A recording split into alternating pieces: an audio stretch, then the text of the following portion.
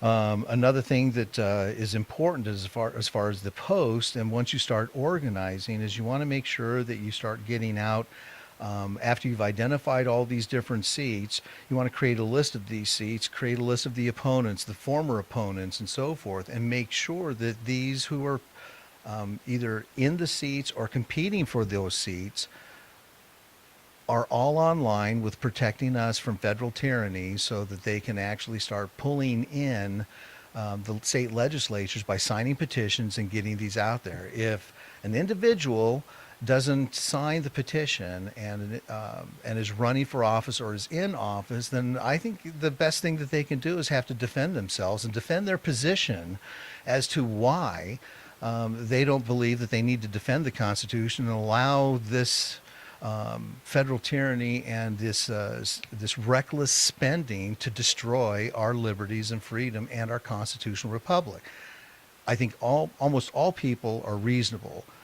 I would probably say it would be a fair stretch to think 90% of Americans are reasonable people, and reasonable people, equally informed, seldom disagree. And so when you start having these conversations, and if you hand them the Appendix B, and eventually I'll have it up on my website, if you start looking, I'll actually start putting some references. So you can download PDFs of all these documents, actually put them and burn them on a cheap CD, hand them to these people that are running and say, read these documents and tell me you don't have a responsibility to protect us and defend us, and the only way is to convene this convention. And so having these dialogues with your local representatives, the epiphanies will start occurring and people will start realizing that we need to start moving forward. And this will create a snowball effect of educating not only the local representatives, but it'll start actually educating the electorate. A lot of people want me to, try to focus on the electorate first, but we don't have time. It took Moses 40 years to change the culture of Israel to go into the Holy Land. And it was pointed out to me by another wise man that to change our culture will take a long time. We don't have that much time, but we do have time to change the culture of our leadership. And so if we actually go after these leaders of the local communities, then we'll actually find ourselves in a much better place, because they're representing thousands, tens of thousands, maybe even 100,000 people if they're a large city mayor. And that voice going to the legislatures is far more powerful than G.R. Mobley from his small little residence in his little corner here in the little USA. We need to go to another commercial break, I believe. I think the original Joe was giving me a finger. I don't know which finger that was. But when we come back, I wanted to have this dialogue kind of continue. We'll have Jasmius on the line, and maybe we can talk about how we can start effectively establishing posts in the state of Washington and all these other states within the Republic. Okay, Joe, it's all up to you.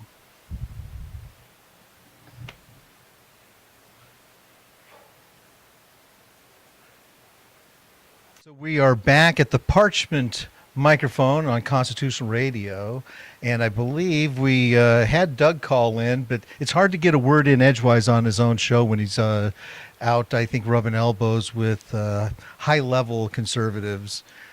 Maybe he'll call back. Is that it, Joe? So Joe's giving me the nod. Anyway, we should have Jasmius out there, and hopefully we can maybe have some dialogue and what the challenges might be for remote posts to start connecting and getting content and getting organized and start going through the political process at the local level. You out there, Jasmius? So, with the Seahawk hat, I see. Yes, you're out there. Well, I'm not. You know what? With with the changes that have been going through professional sports, I've been an avid Seahawk, Mariner, Sonic, and is actually I go back to the Pilots. I remember going to a Pilots game. So, uh, no, the Seattle Pilots before the Mariners back in the. Oh yeah. Correct. That's right. They did move, and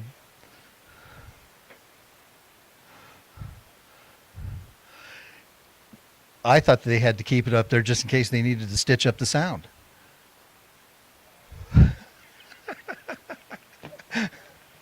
There you go. Yes. There you go. Anywho, I'm not sure if you had a chance to do any, reading or homework. Not that I gave you any. It actually,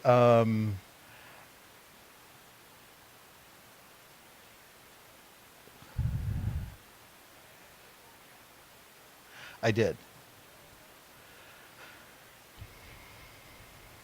Oh, definitely. And as a matter of fact, one of the things that I tried to do at the very beginning of the release of each book is I would put it out so that people, if they wanted to buy a much cheaper copy, could get the PDF. It's not as adjustable as an e-reader, but um, the books are out in multiple different markets from the Apple space and Kindle, and even out in the Sony Reader or Kobo, and you can see all the places that you can buy it from on my website. But anywho, um, oh, there you go, and it, it's far more adjustable than the actual Kindle and the little pads and so forth, as far as the page layout and so forth.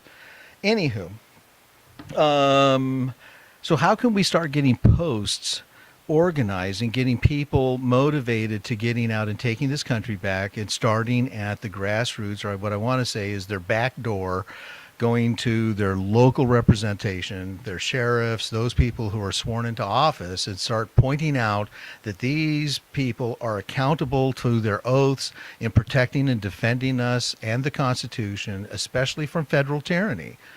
And so what do we need to do?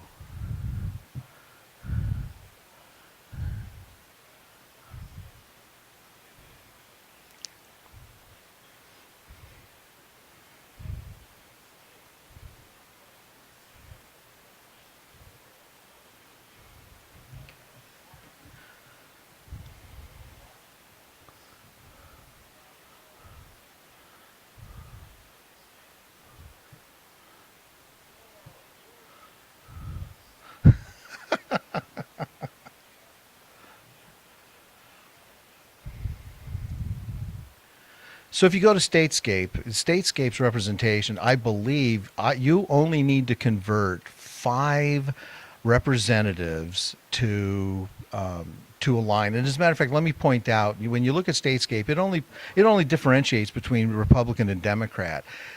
Most people don't realize that there are Democrats that are friends of liberty. They're called blue collar Democrats, and they believe in the individual liberty. Yeah, blue dogs, blue lips, whatever. I understand, but I think that most of them, like I point this out in my book, I think that the marketing is being done to push or to help progress this convention for an audit or Republic review because of the heavy-handed tactics. Who wants to see a police force going out and silencing free speech, such as the IRS? Who wants to see everybody's data and analysis on all this collection, whether it be corporate or whether it be the federal government doing it? I think the marketing is being done, and people are starting to recognize, you know what, this is pretty scary stuff, regardless of what side of the party or aisle you align with. If we don't address this now, we will rue the day.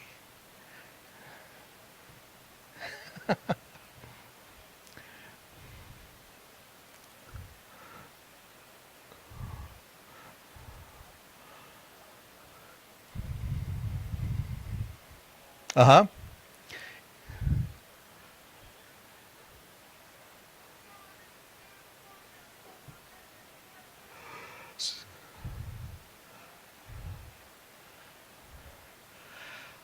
I believe that there are 34 states that can start coalescing into a convention.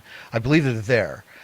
It's just a matter of recognizing, and let's say we're not again, we are not rewriting. It's not about let's say. This is not a rewriting nor an amending. This is, holding to compliance and saying, sorry, we never gave you those powers. That does not mean that the states can't take the money that is coming out of their pockets for welfare and turn that right back into their own welfare system. They can continue this indolent state and watch how they will lose the once it goes into a competitive market. People that want to work, gain wealth, and get ahead will quickly flee those states and actually be able to go to other states and live a free life. Absolutely. As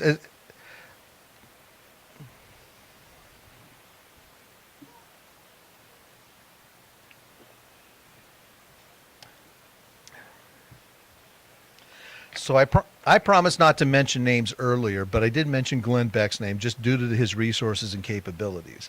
But I